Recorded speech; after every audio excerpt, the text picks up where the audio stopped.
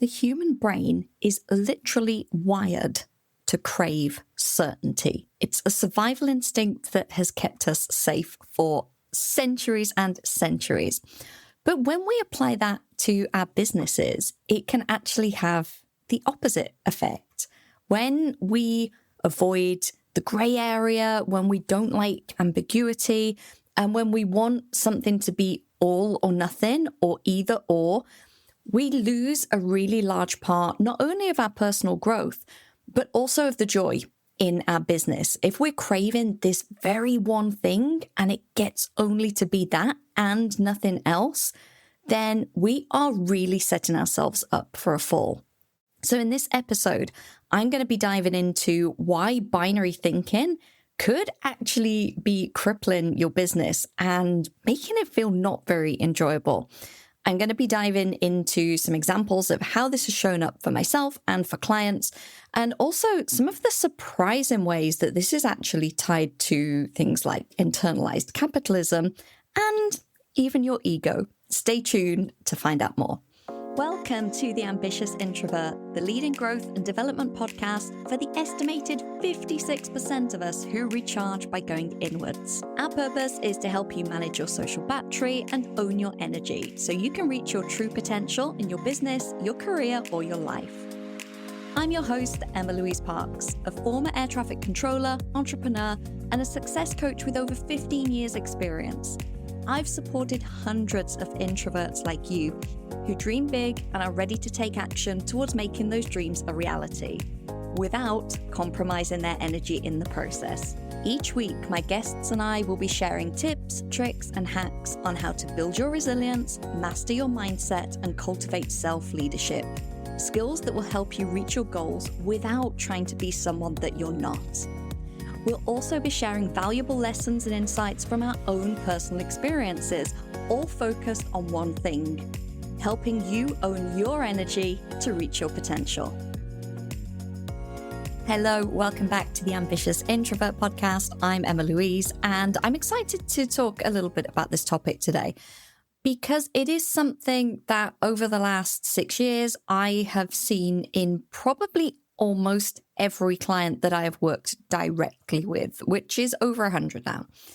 And it's something that I think is so ingrained in us from a conditioning and society perspective, but also as introverts, because we do lean towards introspection and internalize things.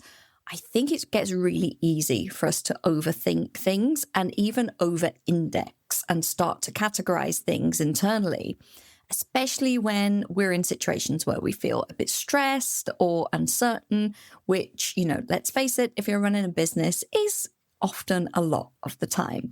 So I'm going to just talk a little bit about how this has shown up in many of my high-achieving clients and why this extreme thinking or binary thinking can be really, really quite dangerous for us. I'm going to talk about how we use metrics and maybe not always in the best way. I'm going to talk about why progress isn't always linear.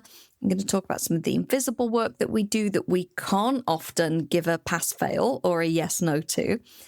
And then some ways that you can really learn to be comfortable in this gray area in between the certainty of yes or no or pass or fail. And just some really simple ways that you can reframe this through a different lens so it doesn't feel so linear. Okay, so binary thinking, I'm sure you've heard the concept, which is very much all or nothing thinking. So how this shows up as an entrepreneur in many of my clients is, this isn't working. My business isn't working. It's failing. So there's either success or failure and nothing in between. Another really common one is, I feel behind. I'm so far behind everyone else. So this is making it very linear, like there's somehow like an ahead and a behind, and they're putting themselves behind, which is never going to be great for your confidence, right? And another one is productive and lazy, which aren't even opposites of each other, but they get conflated in that way quite a lot. So it's either, oh, I was productive today, which is a good thing and I get a gold star, or, oh, I wasn't productive today, therefore I am lazy. And really rather than honoring their energy, really making it mean that they should have done more and should have achieved more. So, there are many more ways that this could show up. It could show up as like confident and unconfident, or, yes or no. And it's, like I said earlier, it's the brain's shortcut to create certainty. The brain loves certainty and it loves familiarity. It loves something that it already knows. And quite often with binary thinking, we already know how it feels to succeed or to fail, or we know how it feels. We've literally all been in some kind of race when we were in school where someone's ahead of us and someone's behind us. And we all know what it feels like to tick things off our to-do list and be productive. And we also know what it feels like to be unproductive. And whether we call that lazy or whether we call that resting is a whole other conversation. But that is why it feels so much safer to be in that all or nothing thinking than it does in the nuance. Because the nuance, even though it probably makes up 98% of the thoughts we'll be thinking, can feel really uncomfortable because we don't know exactly where we are. We can't place ourselves with any kind of certainty or familiarity. And there are a number of reasons of this that I will go into, but it's also linked to our nervous system. So if we think about when we feel really regulated, we can quite often ride with things. We can cope with a little bit of uncertainty. For instance, I'm going through a house move at the moment, and there's a lot of uncertainty. There's been so much uncertainty with that because there are negotiations on prices, and then there are offers on mortgages, and then there are things that have to be done by certain days. And, a lot of it is out of my control. And I just have to ride it and sit with that uncertainty until I hear back from someone or until something's, rubber stamped and approved. So the difference of going through something like that when your nervous system is regulated to if you're completely dysregulated is huge. And the other thing that affects this is our ego, because when we feel like we've hit the good things, like the success or the ahead or the yes, we quite often tie our identity into that, especially as overachievers and especially as people that are used to being a high performer, and especially if you've been that through school or academics and through your career as well, that when we get to business, we don't want to feel behind or like a failure. So we really strive for that opposite end, but that's 1% of the things. It's 1% of the time. And we're missing out, like I say, on so much nuance in trying to feel that safety. So one of the things that happens quite a lot is this idea of linear progress. So like I said, with ahead or behind or, failure and success, people quite often describe it as quite a linear thing. And business is not like school or college. So it doesn't have a curriculum. There are no grades. There's no date that you graduate. But that's how we've all been raised. We've all been raised by those standards. But entrepreneurship is iterative, and that can be the biggest mind wobble for many people when they start their own business, because they think they can come in and you've got day one, and then in like a month you'll be here, and in 6 months you'll be here, and it's this, and I can map it all out and plan it all out. But it's so iterative. We learn from doing. Industries change very quickly. We change very quickly. And sometimes when we go through like a big up level in a business, so maybe it's like hiring a team, maybe it's a really large income jump, maybe it's securing funding or investment, something that feels really huge. When we've gone through that and that feeling of I've done this thing, I've made it, I've been successful, then quite often afterwards we're presented with new challenges of like managing the team or holding that revenue or having meetings with investors, etc., that aren't comfortable to us. And what quite often happens is we go back and all of our older mindset stuff comes up and we can feel like we're failing. And we're absolutely not. We've just made a huge jump. But we feel this discomfort of not being familiar with things and not having achieved it yet, which like I said, pushes us into that, oh, I'm behind, oh, I'm failing. But the truth is, in entrepreneurship, everyone is playing a different game. It's not like that race where everyone's starting at the same point at the same time and there's a finish line there.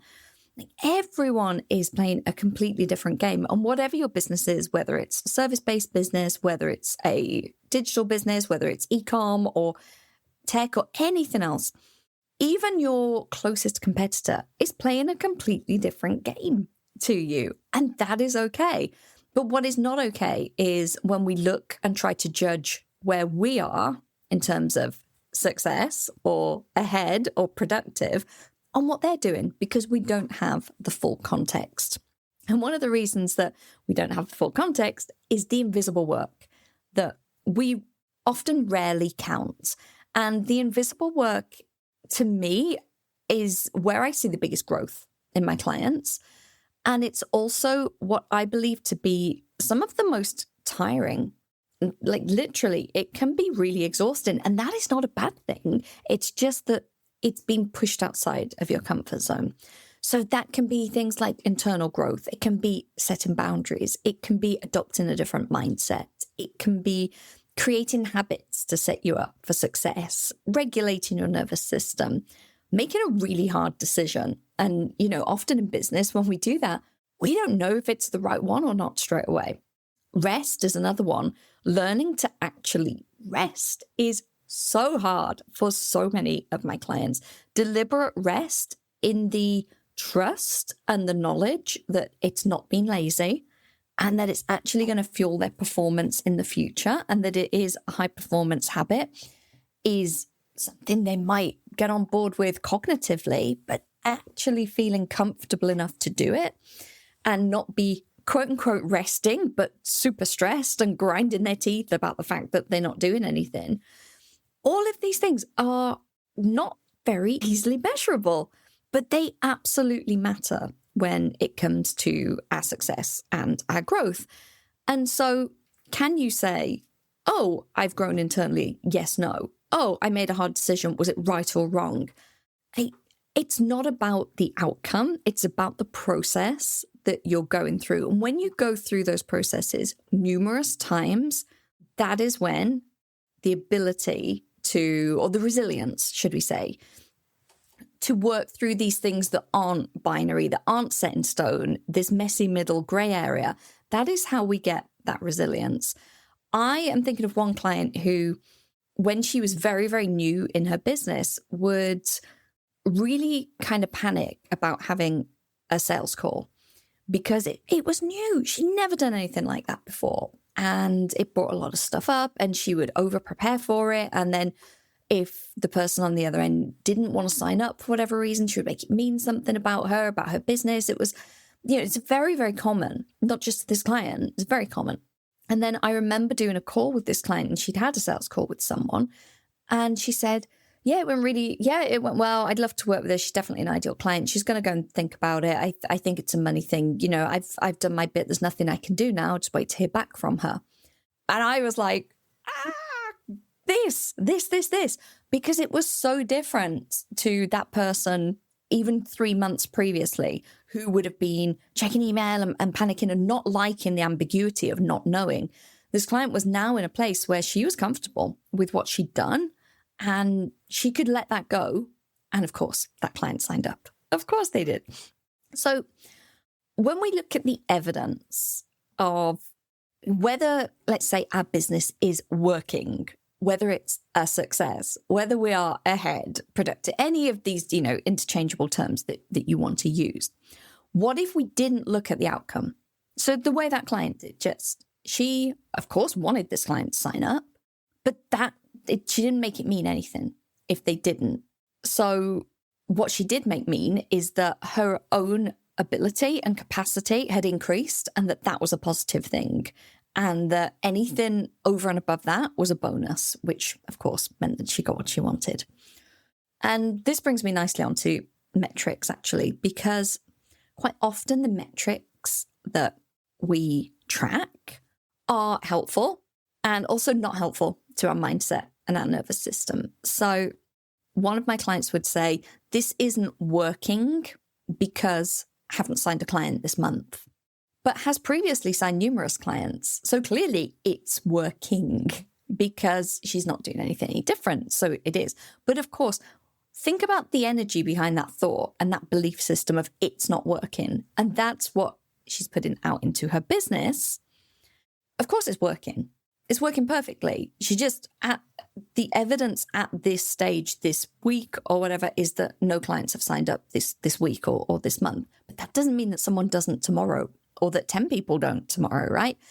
But when we're in the energy of like, there's this one metric that I'm basing everything on, I'm forgetting everything I've done in the past. I'm forgetting all of that. And if this isn't there today, then I'm classing my business as a failure. That is incredibly dysregulating for us. And it's also incredibly common. So when we use this one external metric as kind of a proxy, it means nothing about how we feel. It means nothing about our internal alignment for our business, about our values, about our vision, our mission, or even like the long-term viability and sustainability of the business. We're literally basing it on one thing. And instead, we could be looking at so many more metrics. So signs of momentum, evidence of what has happened. Something I get clients to do a lot is keep a log every month of what they've achieved. And they might go, oh, I don't feel like I've done anything this month. And then they're like, oh, I sent out all of these pitches and I had 4 coffee chats and I did this and I launched a podcast and and when we look at it, it's like, well, actually, you really did quite a lot of things then. It's definitely working, or, your audience grew by this amount. But it can be easy to forget all that and be like, oh, not enough people purchased my thing. Not enough people became a client. I didn't get the funding I wanted, like whatever, rather than focusing on everything that is working instead. And a great example of this is a client of mine who is a service provider and is a very premium service provider. And because of that, there is a smaller niche of people that will invest in her services, which is fine. But it also means that when those people are offline, which is usually the summer and November, December, it affects her business. And that's something that, she's learned now, and there are these cycles. And it also means that she has had to accept, and this is where the internalized capitalism comes in, that when it is a quieter season for her, she doesn't have to do anything different. She's not doing something wrong, which is another great binary way that we judge ourselves, right? Right or wrong. She's not doing anything wrong. The business doesn't need fixing. It's not broken. She is at the mercy of her audience and her buyers, as many, many industries are. Depending on your industry, there could be times of year where you will not make sales. And there'll be other times of the year where you're rushed off your feet. And in this instance, we knew that after summer, this is when things pick up. This is when things get busy. The very specific type of business owner that she works with will be getting back online. Kids are back at school. They're starting to look at their investments for the last quarter and for next year. And what do you know? End of August, beginning of September, sale, sale, sale, sale, sale. But this client has learned, because she knows what to track and she knows what works for her, that there's nothing to do.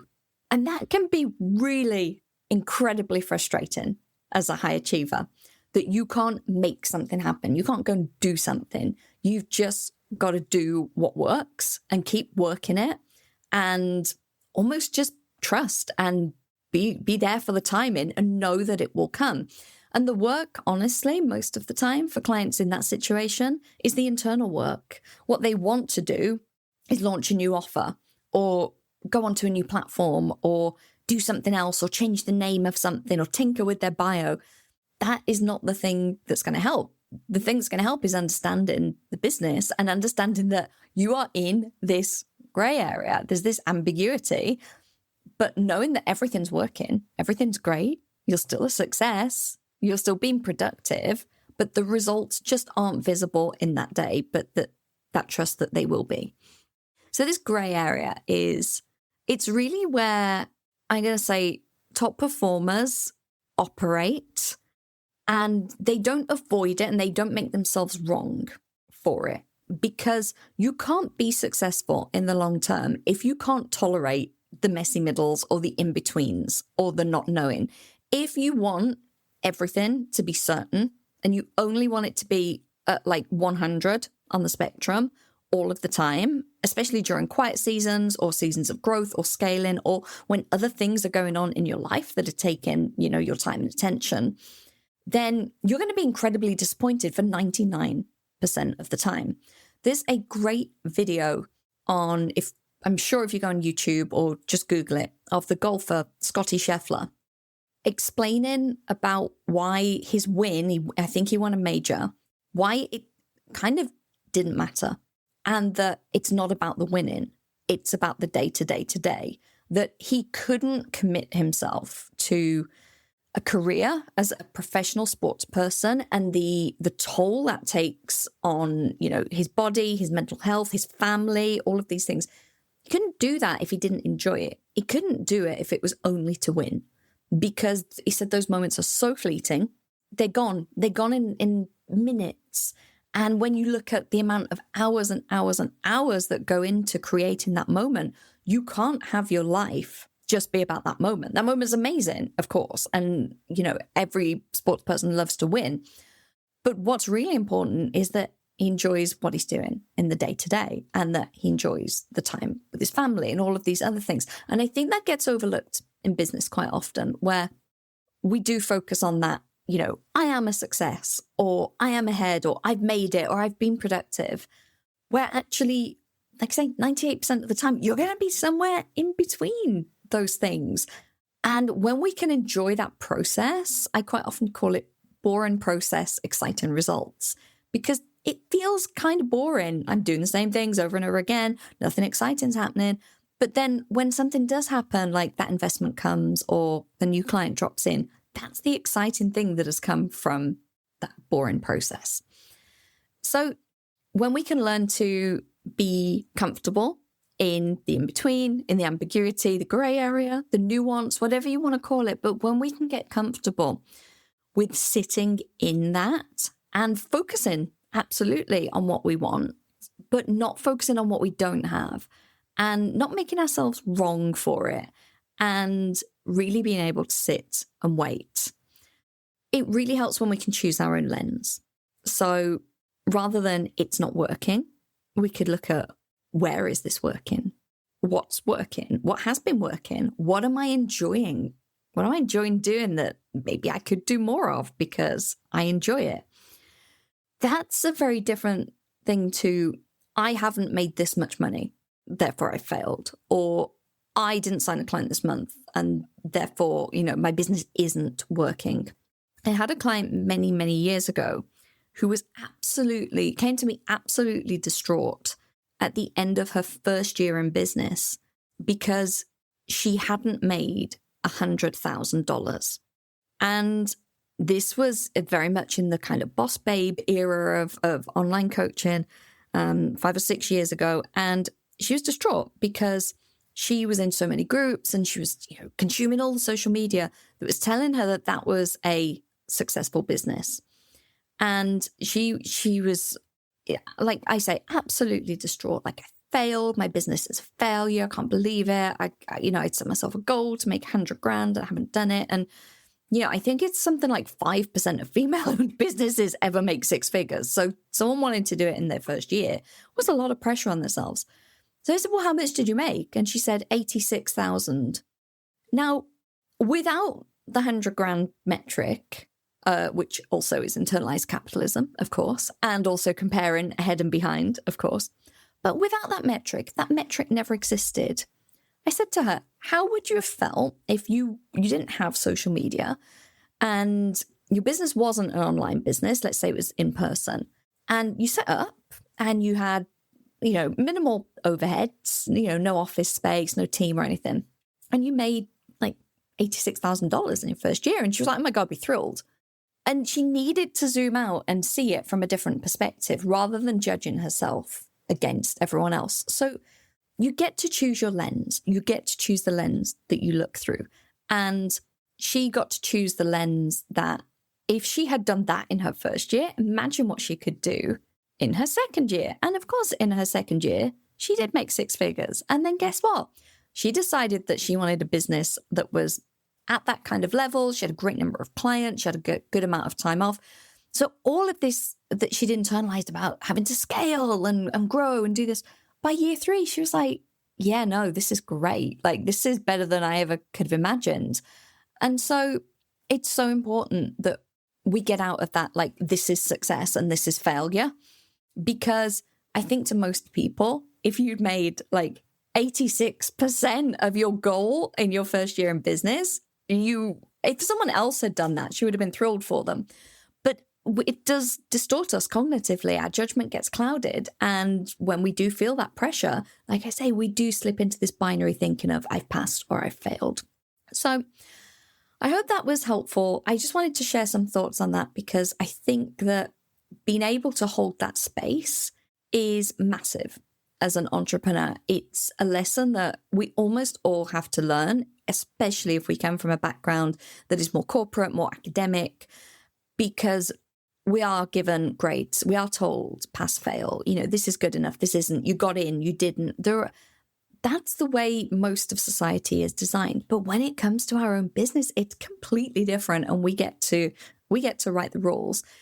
And the biggest takeaway that I would want you to have from this is if you can have that flexibility, that psychological flexibility to be able to sit in something that's unknown and know that you're okay with it either way. You can know what you want. This isn't about not wanting to be successful, but it's about not making your definition of success so specific and niche that it's a pass, fail, a yes, no.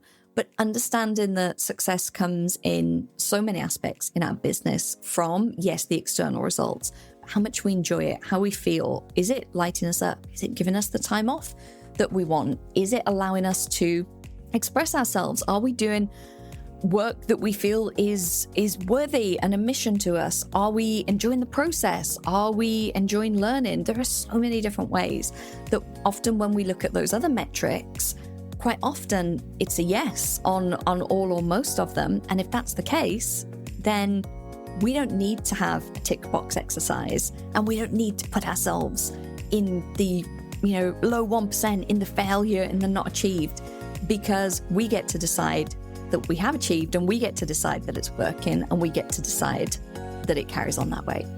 Thank you once again for tuning in, and I will see you on the next episode. Thank you for tuning into this week's episode. I hope that you're feeling expanded to what's possible for you, motivated to take action, and inspired about how you can start to own your energy. I share even more tools and resources on my Introverts Only email newsletter. By signing up, you not only get early access to the Ambitious Introvert products and services, but you also get brand new podcast episodes delivered straight to your inbox every Monday, meaning you'll never miss your weekly dose of introvert-friendly inspiration. Sign up now at theambitiousintrovert.com/newsletter or click the link in the show notes. See you next week.